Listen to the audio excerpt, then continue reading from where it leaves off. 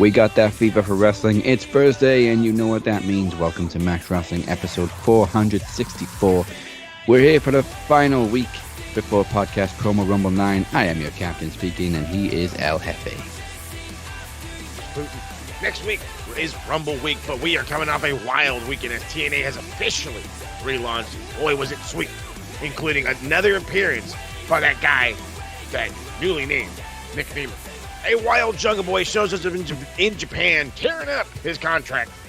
And Nic Nemeth isn't the only wanted man in wrestling right now. Samoa Joe has a gigantic target on his back. But before we get into all this fun stuff, make sure you subscribe right here on YouTube and follow us on SoundCloud, Spotify, wherever you get your audio podcast. Make sure you hit those iTunes as well. And, of course, jump on over to the beautifully done website, maxwrestlingnet.weebly.com, where all these links can be found. Yeah. And it's a coffee day today because it's fucking -2. Lovely day. Oy. To put that in perspective for you guys across the pond, that is 25 degrees Fahrenheit. No. It's fucking cold. I tell the boys every day, I am spoiled in Southern California. Spoiled, I tell you. It's all 42 degrees, and I'm out here with my fuzzy shoes. Like I said, 25. It sounds crazy to us because obviously we're Celsius, you're Fahrenheit, and when you're like, it's like 80-something degrees, and we're like, what the how are you not dead? Oh, wait a minute. I love the back and forth. We have to keep fixing our temperatures. This is fantastic. All right, so to start the show, you bring the smoke. We asked you, actually Tuesday. I put it out early this week, to bring the smoke in the Max Wrestling Facebook group. Tell us what you like and didn't like about this week in wrestling. If you're not part of the group, you know where to find us. Join the conversation on Max Wrestling on Facebook, unless you're a scamming wanker. Don't do it. So, what do you want to talk about?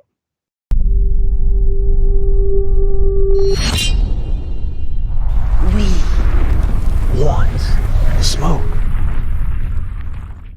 To kick us off, I didn't turn the audio on. Travis straight up put out Jay Briscoe's tribute on Dynamite. It was fucking beautiful. Beautiful. You could obviously see how tough it was for Mark. I didn't really realize, actually, it was the 1-year anniversary to the day of us losing Jay. It's shocking how fucking time literally is flying by us, and we didn't even notice. No, but man, what a feel-good moment when he brought out Jay's daughters. Oh, well, I mean, that was the thing. We kept, we knew that his daughters were in the car with him.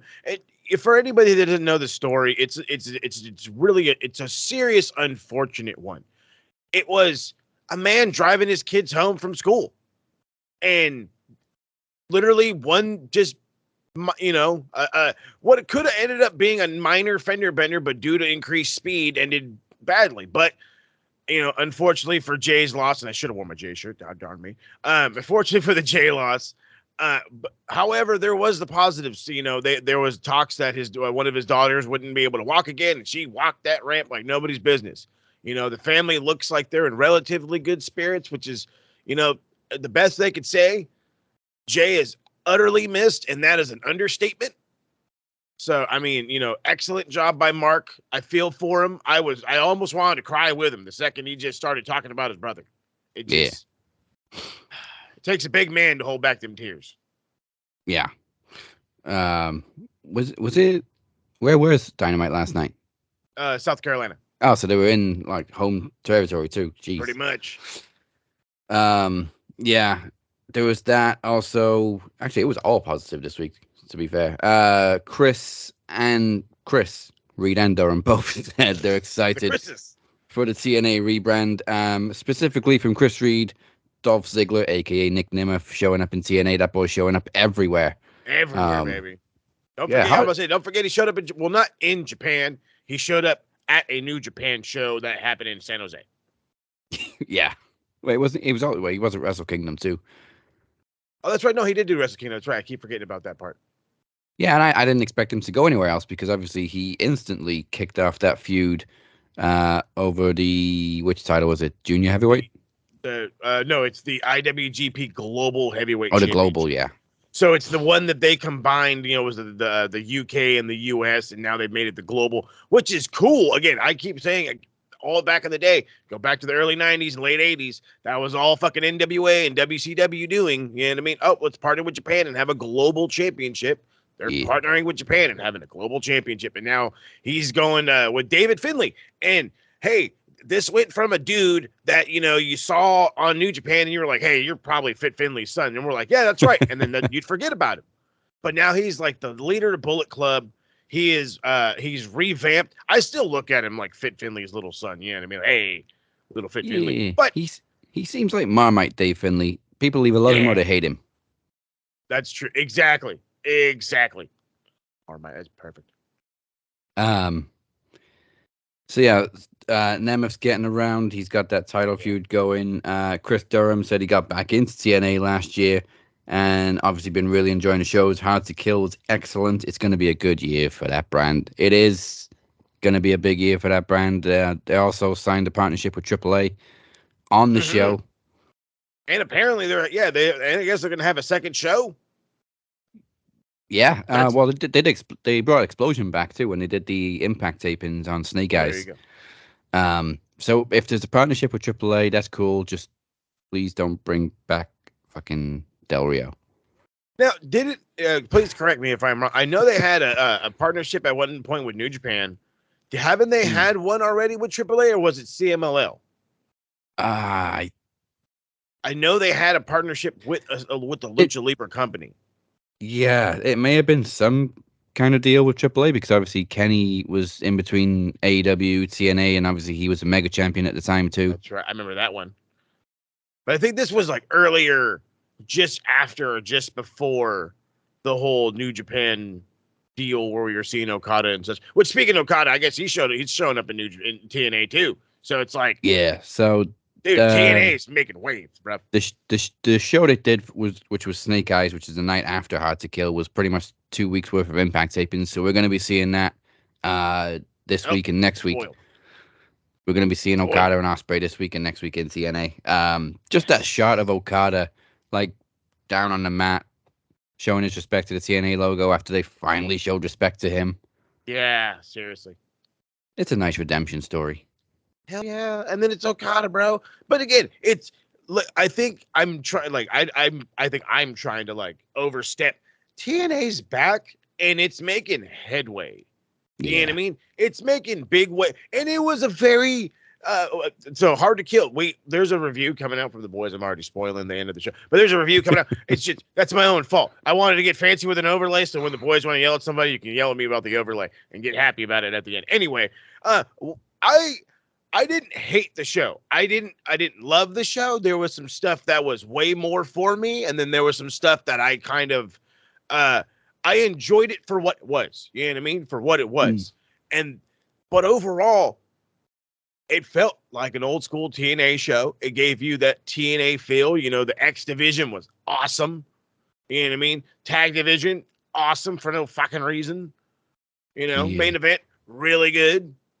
I think maybe that was the point, that it was supposed to feel like an old school TNA show. Maybe people had high expectations because there was so much buzz about it. There wasn't really any. This guy. There wasn't really any giant surprises apart from Nick at the end. It was just your standard TNA pay-per-view, which was great for what it was, like you said. She wasn't a big surprise, but she tried to be. Oh yeah, not Dana Toni Brooke. Storm. So hold on. So the boys in TSK are trying to figure out ourselves. Is she trying to be Toni Storm or is she trying to be Charlotte Flair? Her name's like Ash by Elegance, which obviously is like something you'd name a fragrance. Yeah. So I don't know exactly what her gimmick is, if she's a starlet like Toni Storm or an entrepreneur. I don't know what she is. All I know is she was struggling to keep her eyes open. Hey, that's true. She looks she's gonna fall asleep, and then she's got this random manager dude that I'm like, who the hell are you, bro? Oh yeah, not Luther. Not Luther. Yep. Exactly. Not Toni Storm's got her own not Luther. That's exactly what we were calling him in the TSK, not Luther. I kind of feel bad for Dana Brooke because she's always had sort of stop-starts, shitty gimmicks, shitty opportunities. She credit to her, she made the best of what she had with the 24/7 title. She really tried to make that thing relevant. Yeah. And treat it as like an actual championship rather than this stupid gimmick, crappy segment belt, which they gave to like NFL players and TV hosts and shit. Yeah. But I don't know. Maybe she'll surprise us with this gimmick. I don't know. It's not off to a great start. Yeah, I was just gonna say, I was like, you got some ground to make up. You got some ground to make up. Let's be nice. Also, it didn't help that they tried to keep it a mystery. Like she showed up and they just showed her legs and then her back as she walked out of the car, and people are like, who the fuck's this? But yeah. Oh, it's Dana Brooke. Okay. Maybe if they'd have just shown him, like, oh, cool, Dana Brooke's here. Okay. Yeah, exactly. Like, how hard would have that been? You know what I mean? Like, not just like present her as this big deal when she really hasn't skyrocketed in WWE. So, like, I'm probably gonna get some hate for this one. So it's like when Chris Benoit showed up in WCW. Oh, so this is where the big boys play, and then that's it. Yeah, but no, don't cancel us saying Chris Benoit. I mean, speaking of that, like they could have presented her the same way they presented the Radicals in WWE, just 4 guys from WCW right there in the front row. Oh shit, what are they doing here?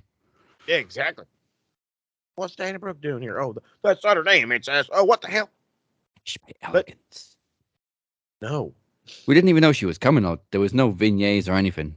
And obviously nobody knows where Mercedes going. So anytime there's a pay-per-view, people are expecting Mercedes to show up, no matter what fucking company it is. Mm-hmm. I'm starting to get that way too. And finally, I don't know if this is good or bad from Travis because he simply said Matthew and Nicholas.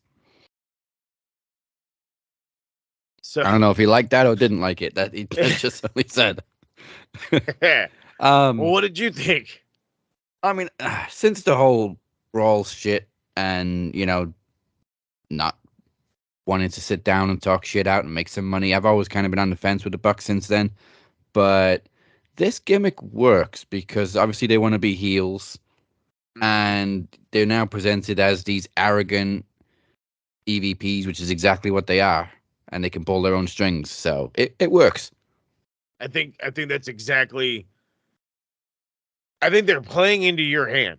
I think they're playing into the haters' hand. Is what it is. It's like now it's, and I think God, who the fuck said it was like it's like now they're Kevin Nash and Scott Hall. They got the suits. They got the stupid facial hair. You know what I mean? Well, the oil tycoon mustaches. Those you know what, bro? Somebody is walking around fucking AEW telling everybody, "Hey, bro, can you grow a mustache?" And everyone's going to mustache. You mentioned it last week of Hangman, and damn, it's bushy this week. I mean, it looks superior, and so does Roddy's. Roddy has just like the choice mustache right there. He's prime dad stash, as I should call it. But it works beautifully because it's playing up to those that don't like them. Oh, we're the arrogant EVPs that can pull our own strings and da da da da da and blah blah blah blah. But then they're gonna go out there against Sting and Darby Allin and fucking kill it. So and apparently Sting asked for the match. This is what is making me think that this is going to be one of those ones. It's going to be in the talking with the Hangman and the Kenny and the Kenny and Ibushi. You know what I mean? It's gonna be up there. Maybe with with the Briscoes and such. It's going to hit for no good goddamn reason other than it's Sting and Darby Allin against the Bucks. Yeah, and obviously we're gonna get into Dynamite a little bit later on. But one more thing I'll say is that Renee really also sold the arrogant new heel gimmicks because through the whole segment she was just like, you guys are dicks. She's the fucking best. She's the best. That's pretty much all the smoke we brought this week. Obviously we got a lot of content from Chris. Keep it up. He did post a funny video of Goldberg bitching and moaning again about not getting a retirement match. Nobody wants it, Bill. Shut up. Why? What?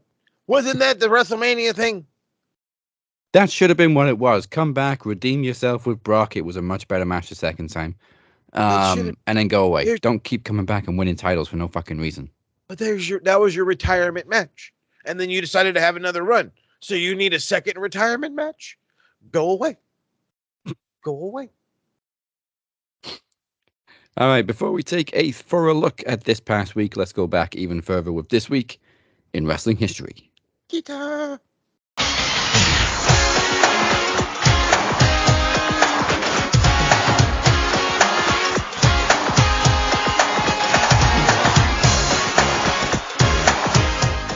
for a really, really, really mixed bag of this week in wrestling history? Good, because that's what you're going to get. Let's start it off with January 12th, 2018, a PWG show. That's right, Pro Wrestling Guerrilla Mystery Vortex 5. We had awesome matches, including Joey Janela versus Flash Morgan Webster, Sammy Guevara versus Ray Phoenix, Keith Lee versus Zack Sabre Jr., Trent versus Marty Squirrel. We had the tag team titles on the line as Jeff Cobb and Matt Riddle defended against Timothy Thatcher and Walter, but it was the main event that garners the most attention. Chuck Taylor wins back the PWG World Championship against Ricochet in Guerrilla Warfare. Hardcore match. January 14th, 2007, let's get TNA Final Revolution. Last man standing match, Rhino versus AJ Styles. That already sounds awesome. Triple threat for the NWA X Division Championship. Chris Sabin wins against Christopher Daniels and Jerry Lynn. Oh my God, Jerry Lynn. Jesus, this is old. Love it. Tag Team Championship disqualification, though, but it's still Homicide and Hernandez versus Devon and Bubba Ray. We had Kurt Angle versus Samoa Joe in a 30-minute Iron Man match, and in the main event, NWA World Heavyweight Championship, Christian Cage beats Sting and Abyss. Let's keep it going. I want more Impact. Let's go with more Impact. Sunday. I'll give you the actual day. Sunday, January 17th, 2010. Let's go with it. TNA Genesis. Oh, this is already a good one. So the Amazing Red defends the X Division Championship against Brian Kendrick. We saw ODB lose the TNA Knockouts Championship to Tara out of a 2 out of 3 falls match. The main event was one of the better ones, as anytime you pair these two, it was good. AJ Styles retains the TNA World Championship against Kurt Angle. Let's get into something some of y'all may not love, but I know I did. WCW Sold Out 1999, January 17th. So, show opened up with Chris Benoit defeating Mike Evans. We go on to see Fit Finlay defeat the Hammer in what was probably one of the worst things ever, but then again, we're talking WCW. Lex Luger versus Conan, and it was just as bad as it sounds. Chris Jericho versus Perry Saturn in a loser wears a dress match, and we all know how that one went. We had a very good fatal 4-way for the WCW Cruiserweight Championship, though. Billy Kidman versus Juventud Guerrero versus Psychosis versus Rey Mysterio, and it's Billy Kidman walks away, WCW Cruiserweight Champ. And in what was probably one of the weirdest tag team pairings, David Flair and Ric Flair against Barry Windham and Kurt Hennig. Just gonna leave it there. And then in the main event, it was Goldberg versus Scott Hall in a ladder match with a stun gun hanging above it, because that's how he lost his streak, was the stun gun. Oh, I don't know why I put that one on there. All right, let's go. Last one. January 18th, 1998. Let's go WWE's Royal Rumble. Yeah, let's go with the Royal Rumble. Oh, God. You know what? Royal Rumbles, great stuff. Ready for a great one? Vader versus the Artist, formerly known as Goldust, started us off. Yeah, something weird. Something good, though, at the same time. We did have midgets back in the day, or little people. I'm not gonna gloat. We did get a IC title match. The Rock kept his title against Ken Shamrock, ended in disqualification. Tag team title match. Hawk and Animal against Billy Gunn and Road Dogg, ended in disqualification. The winner of the 30-man Battle Royal, this was the first, I want to say, of Stone Cold's Royal Rumble wins. And then it was Shawn Michaels defeating The Undertaker in a casket match to retain the WWF Championship. And that was this week in wrestling history. So, next week I got Travis for the TV title, but a couple weeks ago he was unveiled as the latest member of Dragon Club, and last week I announced I would be officially inducting him into the club this week before we face each other next week. So, this is going to be a very unique segment. For those of you who are in the majority of the universe that doesn't speak Welsh, feel bad. A lot of people in Wales don't speak Welsh. There are subtitles because this will all be presented in the good old language of Wales. Mae'r tŷ y clwb draig ar agor. Adeiladwyd y lad hyn ar wrthfel. Adeiladwyd y lad hyn ar iaith sy'n wrthfawr marw. Heddiw, mae'r brawd garwch ni yn tyfu. Does dim byd yn cryfach na'r brawd garwch Cymraeg. Travis Anderson.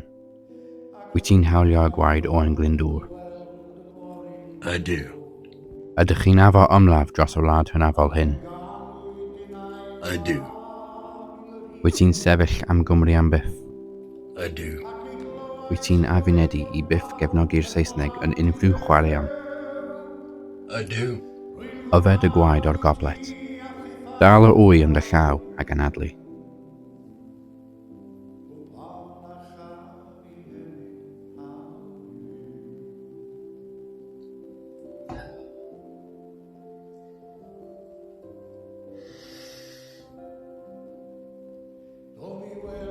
Yma o hyd.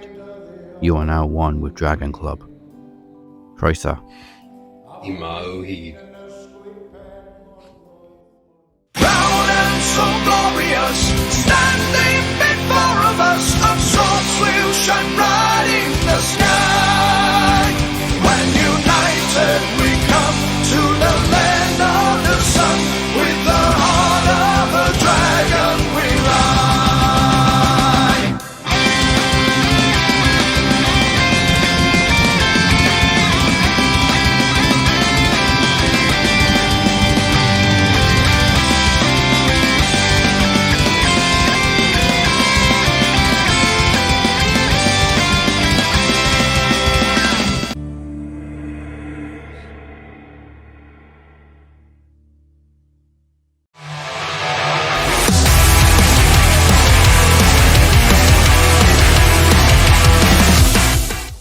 Hey yo, what up? It's Darby Allin.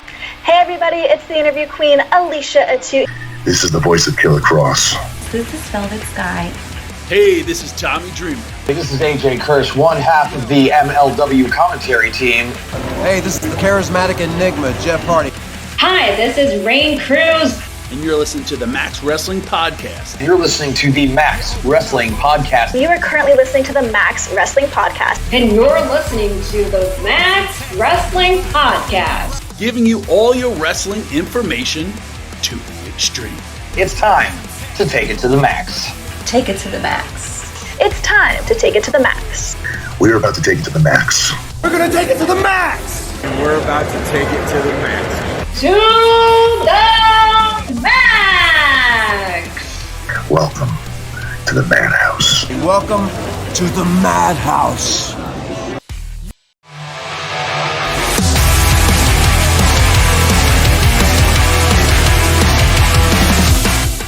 Welcome back to the Cap and Mo Show. This is your captain. He is El Jefe. Make sure you are liking and subscribed on YouTube.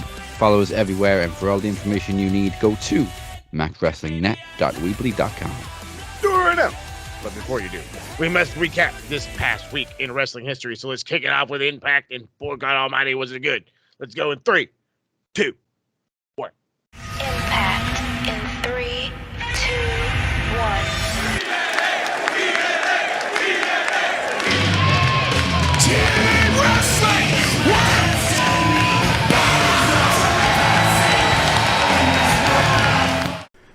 Okay, so Hard To Kill was, of course, last weekend, the official relaunch of TNA, so let's go through the show.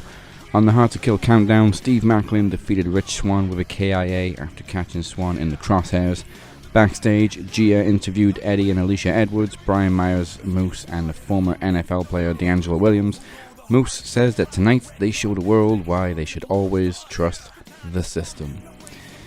After she interviews the system, DJ Whoopi Doo, or whatever the fuck his name is, and AJ Francis look to steal the spotlight from TNA, but are thankfully interrupted by Joe Hendry.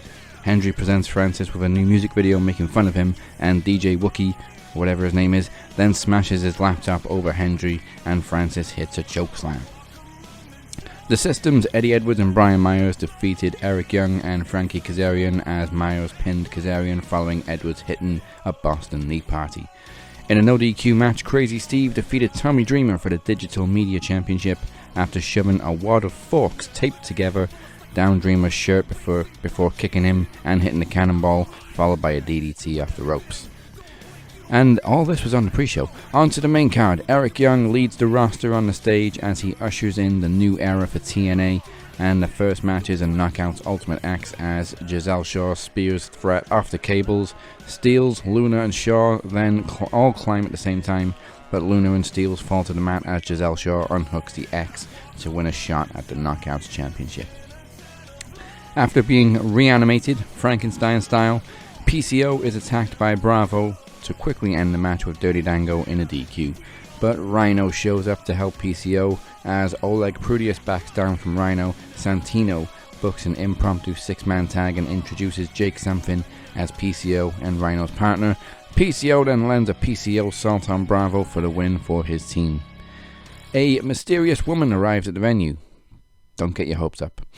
Before we get an unannounced Knockouts Tag Team title match, as the Decay return to defeat MK Ultra. Scott D'Amore and Dorian Roldan officially announce a partnership between TNA and AAA, and they both sign a contract on the stage. Chris Sabin defended the X Division Championship against Kushida and El Hijo del Vikingo, hitting a cradle shock on Kushida for the win. Josh Alexander defeated Alex Hammerstone with a C4 spike in a back and forth clash, which hopefully was a good sign that Hammerstone is still on their radar. In a 4-way for the TNA Tag Team titles, which eventually came down to ABC and the Rascals as the Grizzled Young Vets fight Mike Bailey and Laredo Kid on the outside. ABC retained with a 1-2-3 on the Rascals. Dana Brooke, now known as Ash by Elegance, is shown at ringside as the mystery woman from earlier. I told you not to get your hopes up. As she prepares to leave TNA and more than likely run back to Triple H, Trinity dropped the Knockouts Championship to Jordan Grace as Grace landed a Juggernaut driver to become a 3-time Knockouts champion. And in the main event, Moose beautifully counters Shell Shock and hits a spear from nowhere to defeat Alex Shelley for the TNA World Championship. The System comes out to the stage to begin celebrating, but they are quickly cut off by music and graphics for the wanted man, Nic Nemeth. As they await Nemeth on the stage, the former Dolph Ziggler appears in the ring and squares up to Moose, and it doesn't take long for the two to fight. Well, I say fight. Moose tried to attack, but Nemeth dodged, hits a super kick and a zigzag, or whatever the hell he calls it now, as Nemeth runs to the crowd to celebrate and rips off his Motley Crue shirt to reveal a TNA shirt. And now over to Moses for the Rampage report.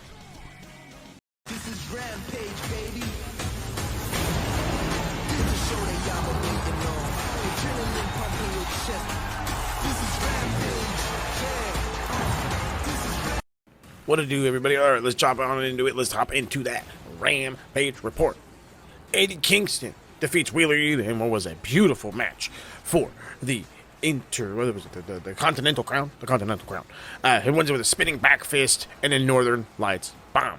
We go backstage, and the Hardys and Mark Briscoe spoke about boosting Collision's ratings. Before then, the Hardys gave Briscoe a necklace. Swerve Strickland defeats some guy with a JML driver for a quick win. Backstage, Private Party challenge top flying action Andrade to a match any place, anytime. And we actually get that one. So, Hikaru Shida defeats Queen Amanita with a Falcon Arrow and a Katana Kick. Another great showing from Queen Amanita. She's looking better every time I see her. Backstage, right after Renee wishes Ruby Soho a belated happy birthday, Saray shows up, shows her a video of Harley Cameron kissing Angelo Parker backstage. Parker then shows up, only for Soho to shove her cake right in his face, storm off. Saraya then begins gloating, and they walk off to go console Soho. When the footage of Parker's kiss is played in full, and Parker is clearly set up, and Obviously, this is a ploy. I'm kind of not loving the romance battle, but I'm kind of loving the romance battle. Who am I saying? You know, I like a soap opera. And then in the main event, we had the Dark Order defeat Jake Hager and Daddy Magic and Angelo Parker. Parker clearly not with it as -1 shows up to distract Hager by wearing his purple hat. Gotta love that hat. Now, let's move on to the east side of things, and it's time for the cap to recap the smack.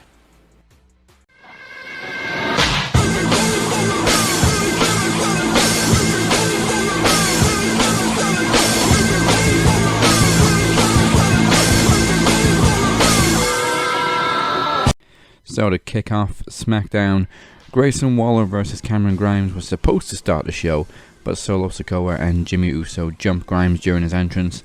Paul Heyman then turned his attention to Nick Aldis, saying a fatal 4-way puts Roman's championship in jeopardy. Aldis informs them LA Knight, Randy Orton and AJ Styles will face all 3 Bloodline members in the main event, knowing that Roman Reigns is not there. So Solo and Jimmy will have to find another partner.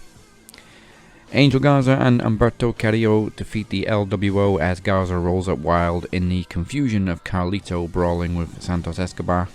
Bianca Belair defeated Bayley after Belair is thrown out of the ring, and while the referee is distracted by Bayley, Damage Control don't attack Belair, leaving Bayley confused. Belair then hits a spear back in the ring, followed by a KOD for the win. Lashley and the Street Profits, who we've now come to know as The Pride, claim that Karrion Kross and the Authors of Pain took on a fight that they cannot win.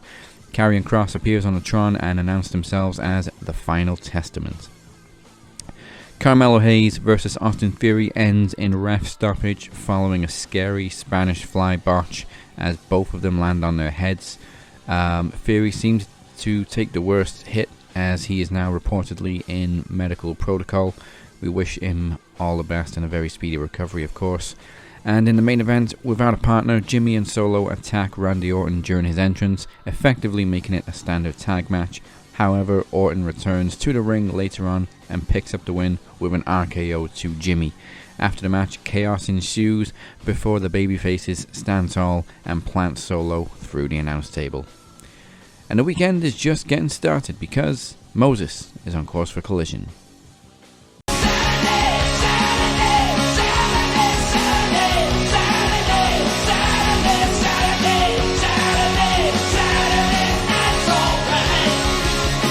Let's get on course with the Collision Course. This is kind of fun puns. All right, Collision Course. So, Adam Copeland defeats Lee Moriarty via submission with a grindhouse and another open challenge. After the match, Copeland reminds Christian Cage that he is coming for him and the TNT title. Backstage, FTR and Danny Garcia agree to put their past behind them to fight a common enemy in the House of Black.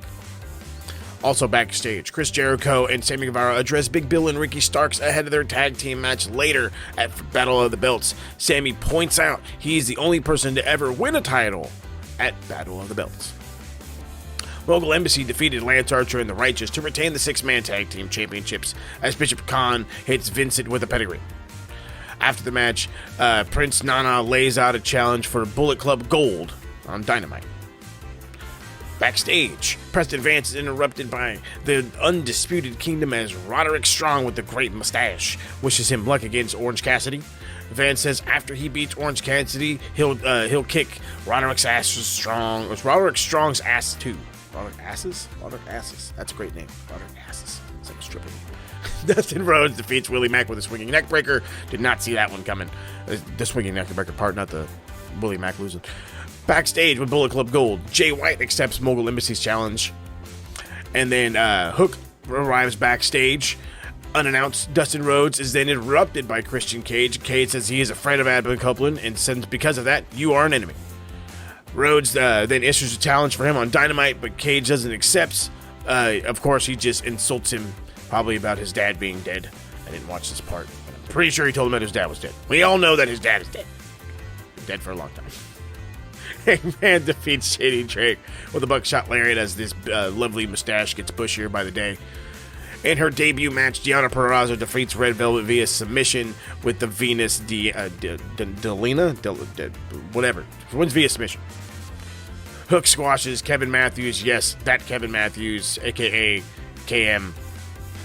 In the main event, House of Black defeat FTR and Danny Garcia as Buddy Matthews hits a curb stomp on Dax Hardwood. After the match, they brawl until FTR and Danny Garcia get the upper hand and they separate. So, solid collision. Now, let's get into something that's a little less... well, he better be solid because he's got to go into it raw. It's time for the cat to hit it raw.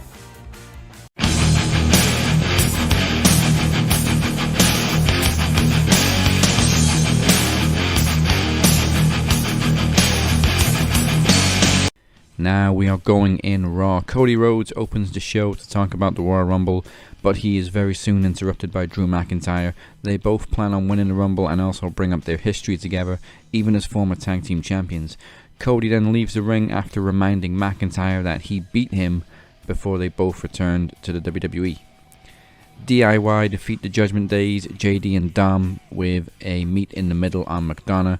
Following a confrontation between both teams in Adam Pearce's office, Candice LeRae and Indy Hartwell defeat Chelsea Green and Piper Niven as LeRae hits a springboard moonsault to Green as Indy hangs her on the middle rope, and it just goes from bad to worse for the former women's tag team champions. Gunther and Ludwig Kaiser celebrate Kaiser's recent actions, but they're interrupted by Xavier Woods, who challenges Kaiser to a match. They brawl before a referee finally shows up, and the match is official. However, Ludwig Kaiser defeats Xavier Woods by disqualification as Woods loses it and nails Kaiser with a desk chair. The brawl continues after the match until Kaiser runs away from Xavier Woods. Akira Tozawa defeated Ivar with a sunset flip powerbomb. I know, shocker. After the match, Ivar and Valhalla attack Tozawa and Dupree, and backstage, Gable tells Tozawa that he's going to teach Ivar a lesson next week. In the ring, Rhea Ripley warned that picking her after winning the Royal Rumble would be a waste of time, prompting Becky Lynch to confront the champion as they tease a showdown at WrestleMania. The Judgment Days, Finn Balor and Damian Priest defeat the Awesome Truth as Priest pins R-Truth following a South from Heaven. Another bad week for Natalya and Tegan Nox as they fall short to Zoe Stark and Shayna Baszler, with Natalya tapping out to the Queen of Spades and a Karafuda clutch. And despite the IWC's memes, Seth Rollins defeats Jinder Mahal in the main event to retain the World Heavyweight Championship. But it sure wasn't clean, as Indus Sher, Damian Priest and Drew McIntyre all got involved, but Rollins kicked out after a callus and dodges a second one to hit the stomp. Reports flooded in that Seth Rollins may have injured his left knee. I believe it was the left knee. So far we don't have any reason to believe it's anything serious, so hopefully it stays that way, because it would be a severe speed bump to hit right before WrestleMania. But anyway, before we get back to AEW, this is Beer's NXT round.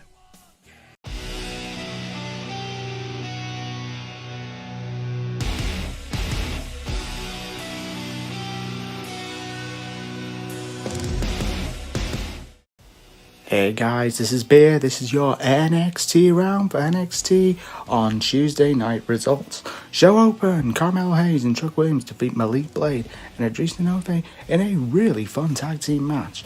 They later get shown Carmelo looking a bit rocked when Trick confirms that he will be facing Ilya Dragunov, and Dragunov finally returned to television, confirmed that the match with Trick is happening at Vengeance Day. He also gets shown later on with Trick confirming he will be pulling double duty. He could be Triple Crown Trick by the end of Stand and Deliver. Who knows? Whoop that Trick. We then get the unholy duo of Lyra Valkyria and Tatum Paxley defeat Elektra Lopez and Lola Vice. What was funny is that Tatum was actually wearing the same gear as Lyra Valkyria, which was quite funny. Now, I am loving this angle between these two. It's just a weird story. It will lead for me, I think Tatum will turn on Lyra. Tatum's got a history of turning on people, so I think will happen. A match down the line will happen. We then get Rich Holland defeats Joe Coffey in a very quick fire match. Ends up with Gallus Boys beating him down. Nobody did not assist Ridge. Is the Brawling Brutes done? I was expecting maybe a surprise appearance from Sheamus, but nothing. We did not get anything. Braun Breaker and Baron Corbin have an interview in which Braun decides to call their team names the Wolf Dogs and thought of it whilst he was in the shower, which led to a comedic reaction from Baron Corbin thinking, why is Braun Breaker thinking of him in the shower? Led to very comedic reactions, to be fair. If you've not watched Baron Corbin in NXT, you are missing out. He has been absolutely brilliant. LWO faced the Chase U members of Duke Hudson and Riley Osborne. Very fun match. LWO pick up the dub and they will face Carmelo Hayes and Trick Williams next week on NXT. Andre Chase ended up saying after the match, JC is our only hope. What has Miss Jane got planned to save Chase U from bankruptcy?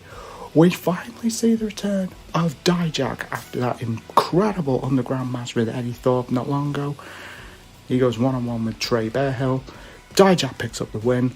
Joe Gacy was actually on television. And then they have a bit of a brawl, bit of a back and forth little brawl. Few down the line, make it happen Wednesday, please. And then Lexis King, my guy, attacks Trey Bearhill to continue a feud where Lexis took out Trey of the NXT Breakout Tournament. For me, it's going to happen next week. It has actually been confirmed. Thank you, Sean. Obafemi cuts a promo about his incredible NXT North American Championship victory. Dragon Lee interrupts, and Dragon Lee asking for a rematch at Vengeance Day. Obafemi says, no, I will pick when the match will occur. Now, we get to the Women's Battle Royal. Now, I want to speak on behalf of all of Max Wrestling.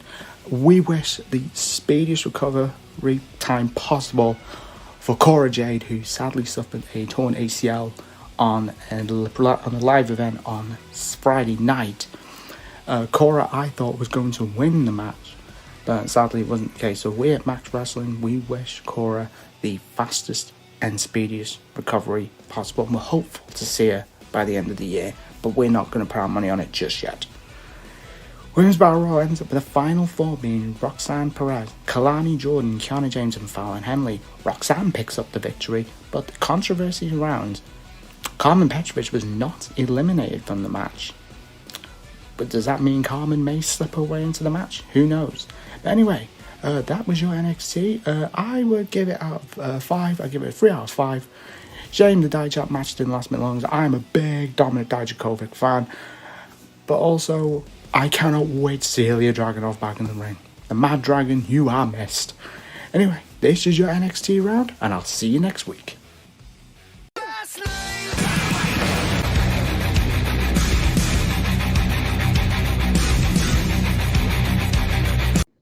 All right, let's get into the fun stuff. That was Dynamite. TSK is calling it probably the best Dynamite of the year, and I am in full fucking agreement. Starting it off with a match that was good for no good reason. Good reason. Okay, Dustin Rhodes, well out of shape these days, by the way, but not to harp on him. Still looking really good. Christian Cage, Dustin Rhodes, TNT title, 2 kill switches, but Dustin just does not make it easy on him. Excellent Canadian destroyer from a guy that obviously put on like 35 pounds. Christian's still TNT champ. I wouldn't have seen Dustin win it anyway, but again, no. Good for no damn reason. Renee interviews Swerve Strickland. He makes it clear he still has his sights on the world title. She then teleports and interviews Chris Jericho, mad at Mogul Embassy for costing him and Sammy the tag team titles at Battle of the Belts. He's then interrupted by the brown eye guy, Matt Sydal, who ends up wanting a match with him, and it goes down on like Rampage, and I'm just like, that's a good use of Jericho, but where the fuck has Matt Sydal been?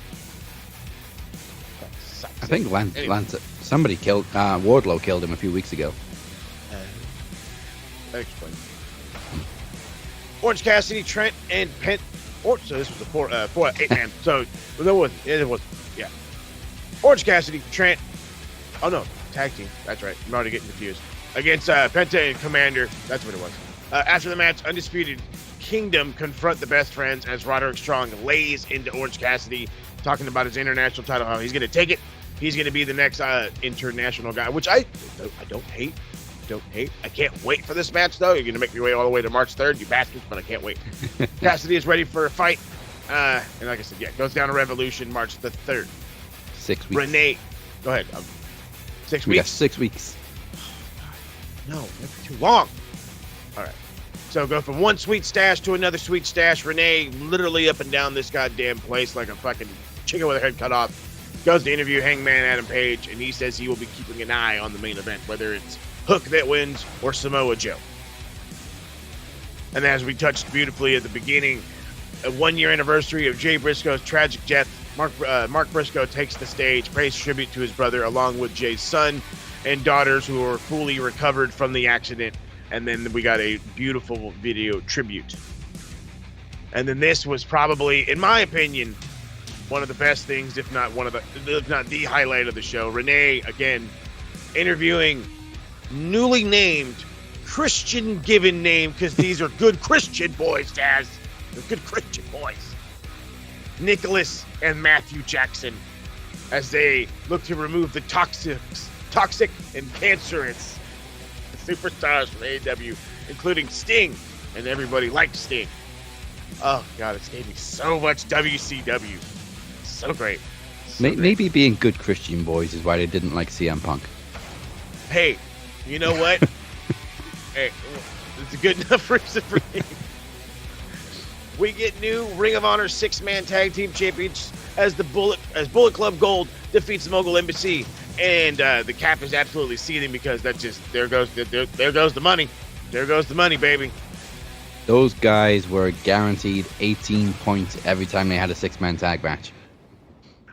You want to know what makes this probably a little worse?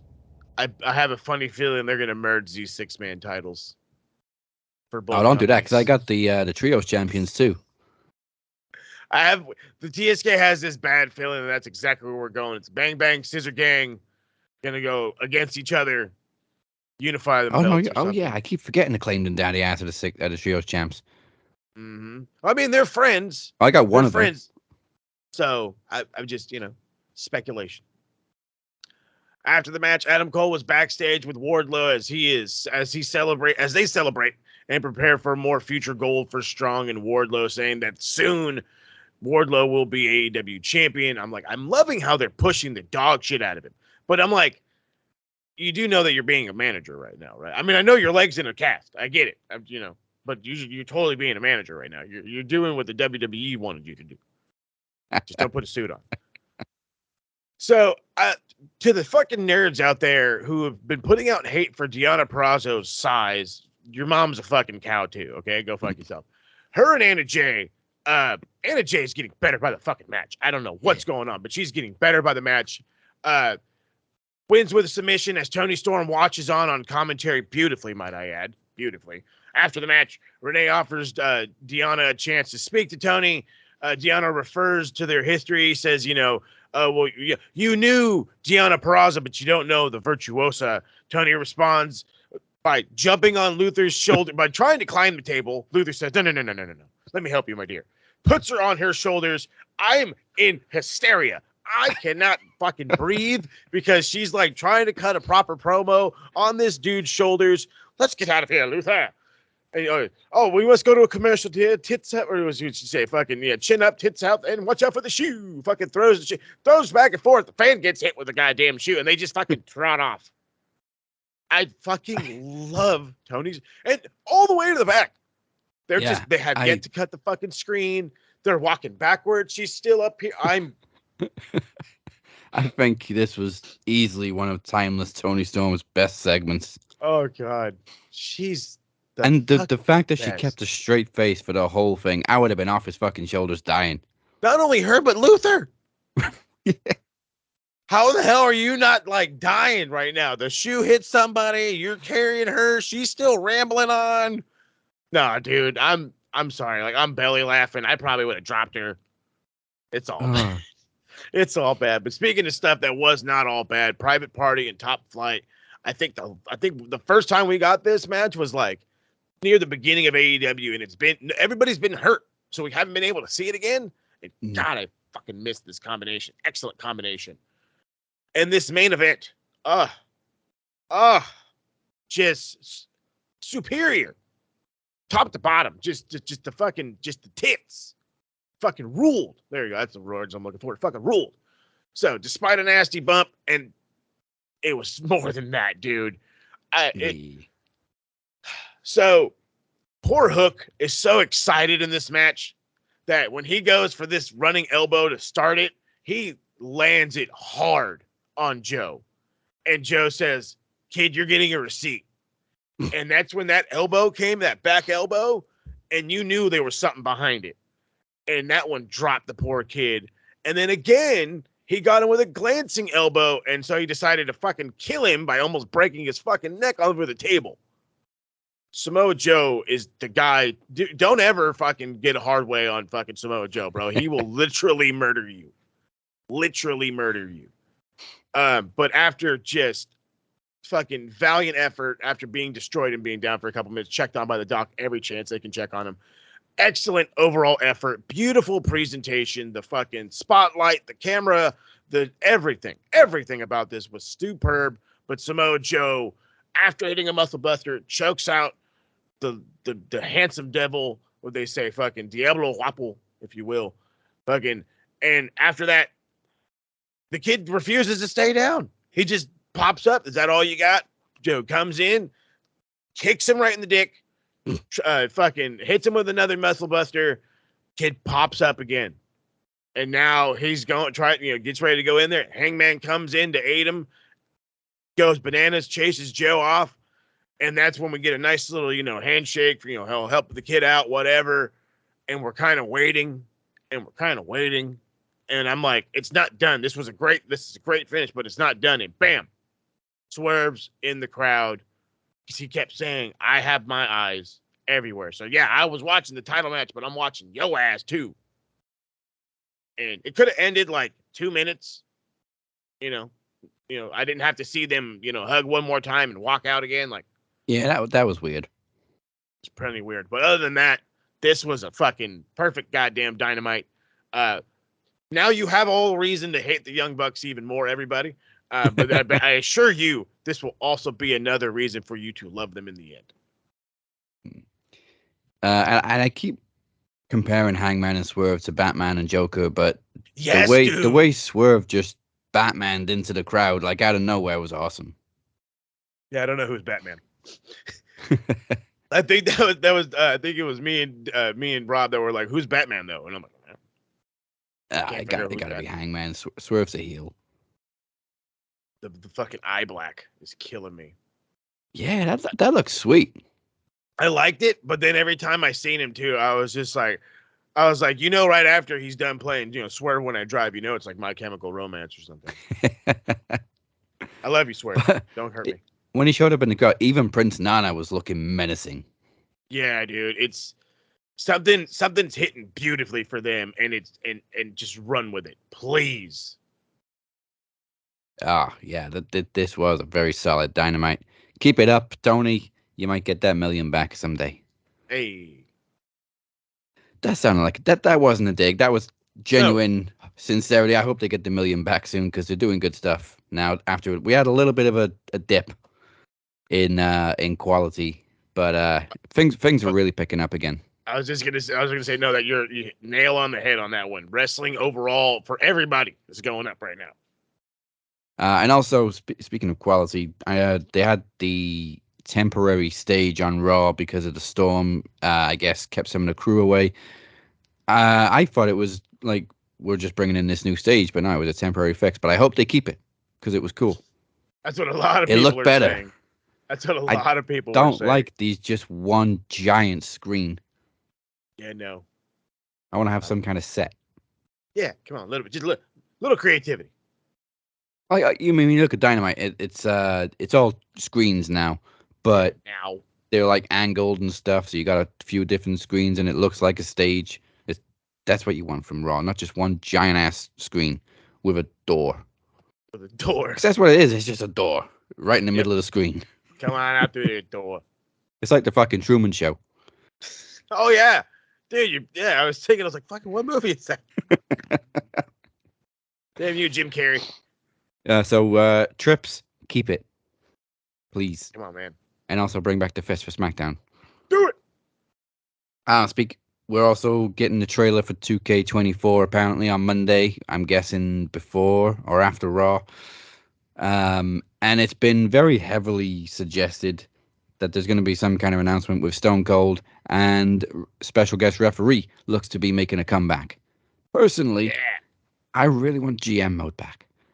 I loved GM mode. I loved literally writing your own storylines.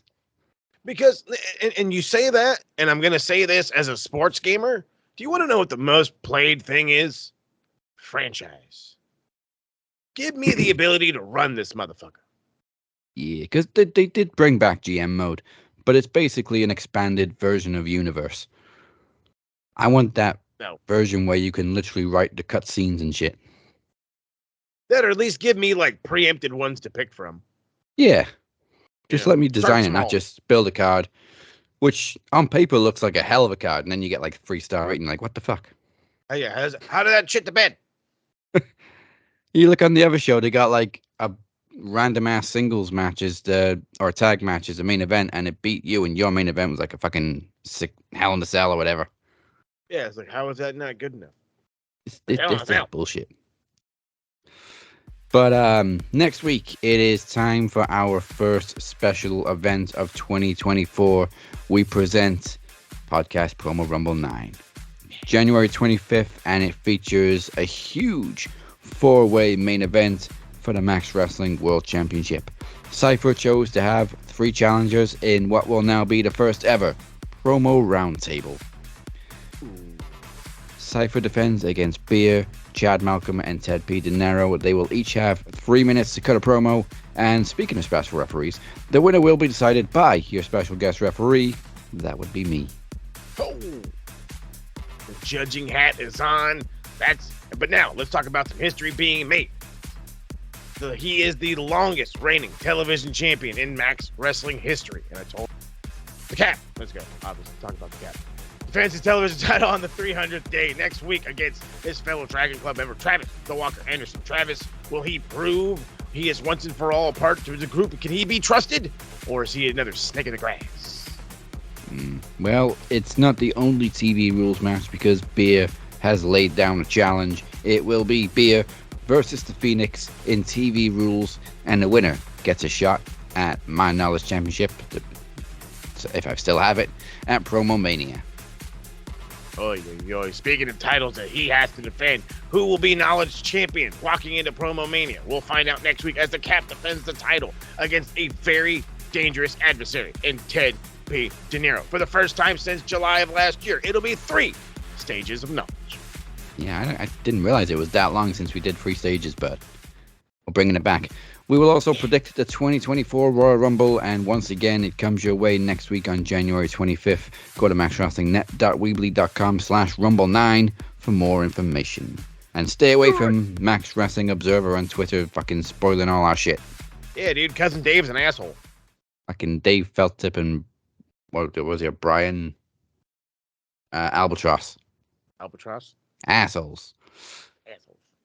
They could have some points right now. But anyway, it is time to put some points on the Twatometer. This is this week's Twatometer. Fuckers. Expect even less from a bunch of neckbeard stinky twats. Oh my goodness gracious. Okay, so I'm already gonna get heat for one of them, but let's start it off with the obvious. Let's give a whopping 5 points to Senor Bill Goldberg, because you're whining. You sound like Ryback now. Now you sound like Ryback, and it's like you were fine just being off, doing fucking off or whatever. But now this has to be a thing. This really has to be a thing, bruv. Like, it doesn't have to be a thing. So lovely 5 points for you. And then this is the one that might get me some heat. So Chris Van Bleek is the man right now, or Van Fleet, right, I should say, is the man doing interviews.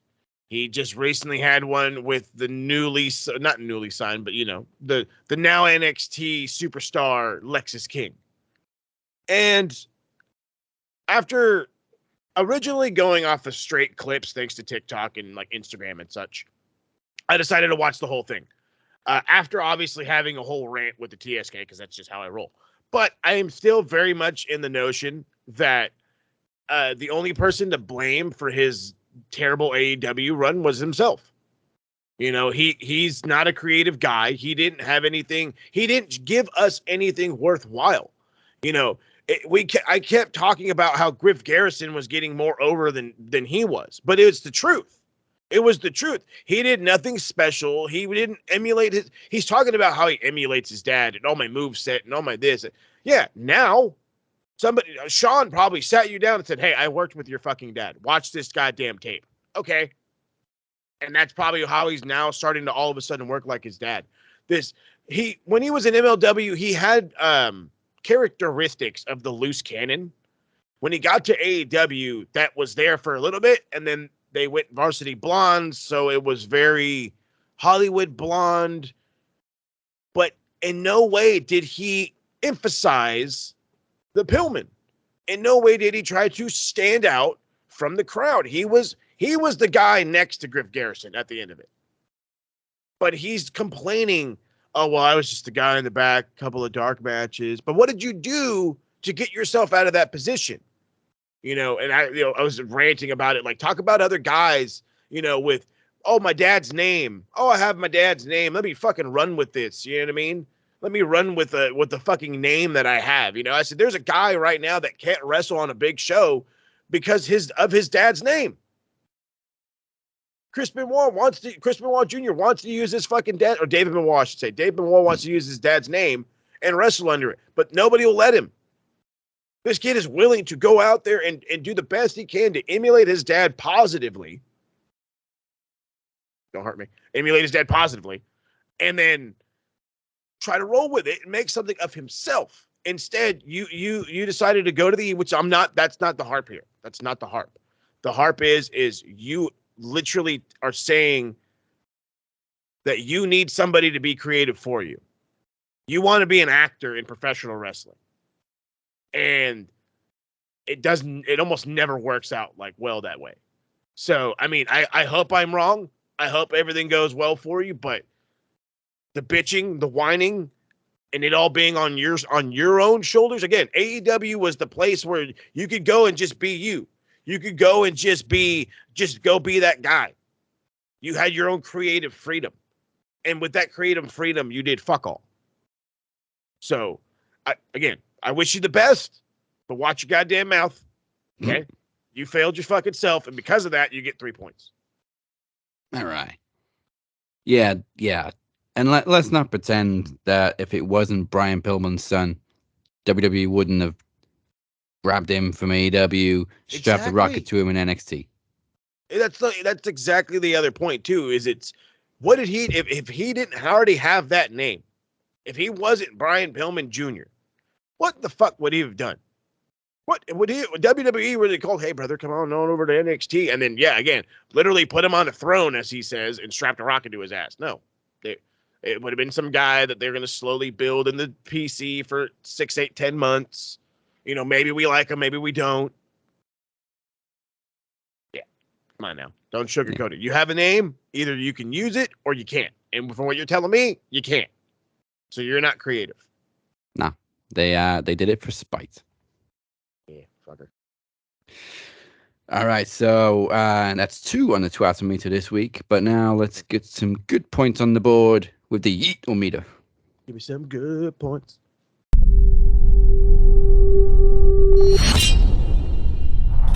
You feel me?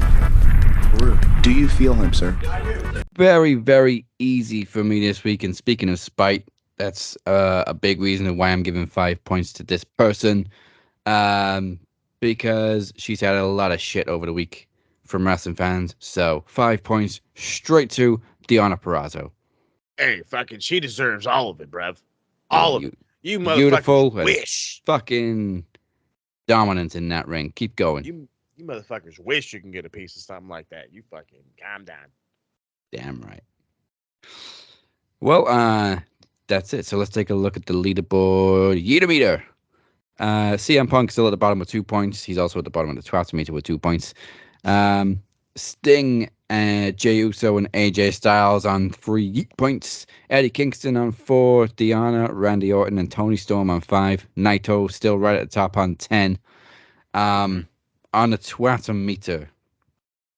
I love this because people might confuse us for being WWE haters sometimes, but Tony Khan is right at the top of the Twatometer with 7 points. I mean, followed.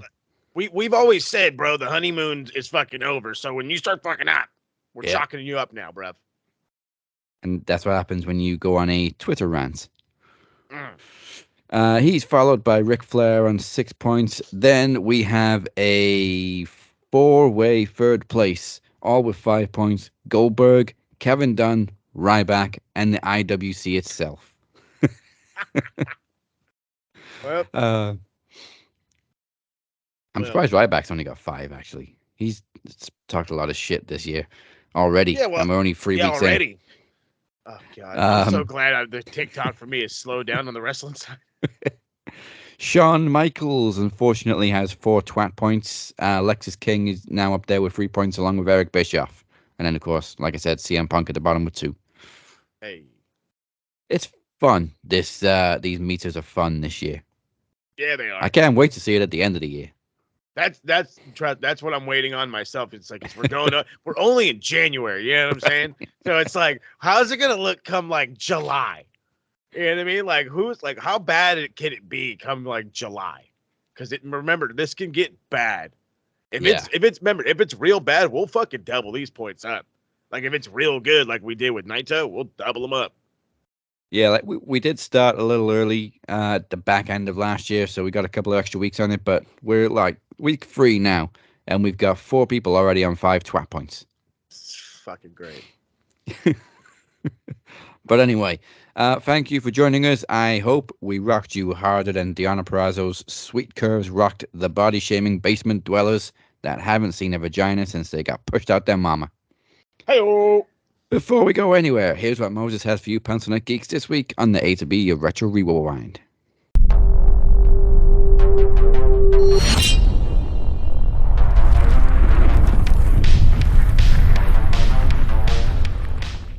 There's so much. My creativity is just blown up. I'm not even joking. So we literally recorded Hard to Kill review right after it ended. Again, creativity struck. Guys can yell at me for it later. Layout's done. Episode's done. Should drop today after Max. Today after Max. Emphasize after. So that one's dropping. The sports stuff is coming hard right now. Giggity. I found a lot of things that I was doing wrong and a lot of things that I was doing right, and I fixed them. And now, like, 3 episodes are fully ready to fucking drop. They're all going to be old, so I don't want to give a shit. Kiss my ass. But with that being said, we got City next Friday. And with us having City, it's kind of what's the old saying there, bub? Squeaky bum? Squeaky bum time. Holland's back, and De Bruyne's playing exactly like De Bruyne would play, which just upsets me, but it is what it is. We've got almost everybody coming back that can be healthy, minus the guys that are doing comp. So I have a little bit of faith. I got a little bit of faith that maybe we can just pass on the FA Cup and we can just keep on rocking. Who knows that? And there's a whole lot of shit coming from Bolt Rent. A whole lot.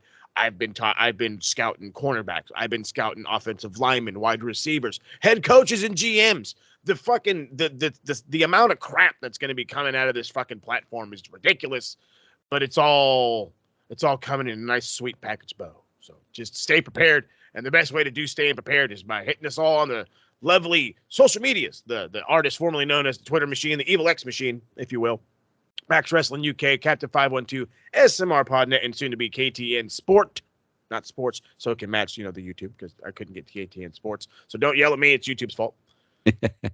And, of course, check out the beautifully done website, maxwrestlingnet.weebly.com. And do not forget to hit the subscribe button, follow button right here, Facebook, Twitter, Instagram, TikTok, all the socials. And we mean Facebook for real. Go check it out. Be a part of all this fun stuff. We want the smoke. We want to know what you love. We want to know what you hated. And the only way to do that is by being a part of the group. Go do it. I want to see if anybody can ever dethrone Travis's group MVP. Chris might come close, actually. Hold on. No, I've got a challenge. So for the longest time, for the longest time, I know I've talked about it, and I know Daz has like ranted about it once or twice. He has a sweater, okay? So here's what it is.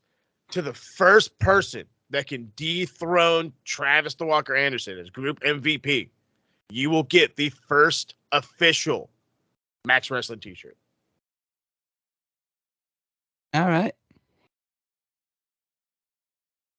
I'm not even joking. This is the real McDeal, bro. If you see this right here, whistle, okay? Real McDeal. Roy Kent style. No, for real. We make shirts every now and again. My wife likes to do it. So fuck it. It's time to get onto that game and get the Max Wrestling t-shirts on the gimmick. So, y'all want to be the first one? You want to be the first cat to rock a fucking Max Wrestling shirt? Yeah, I know you do. You got to beat Travis Walker Anderson as group MVP. Good luck. And I got like a half a dozen of these and a Max hoodie, but they weren't cheap. No. That's why they're not on wholesale. That's why I get it for free, baby. All you got to do is beat them. So with that, I've also now got buttons and bows stuck in my head. Something and buttons and bows. With that said, join us next week for Podcast Promo Rumble 9 featuring a Knowledge title clash, 3 huge promo showdowns, and of course, Royal Rumble predictions. Will it be Cody? Will it be Punk? Will it be Drew? Will Damian Priest cash in? Will it be Becky? Will it be... Oh my God, there's so many possibilities this year. Endless. Normally we like, yeah, it's going to be this guy, and it is, but they really got us guessing this year. I love it. You've been watching the Cap and Mo. Goodbye and good night. Bye. You really picked 4 guys to go against. You got a whole week to be ready. We'll see you next week for the Rumble.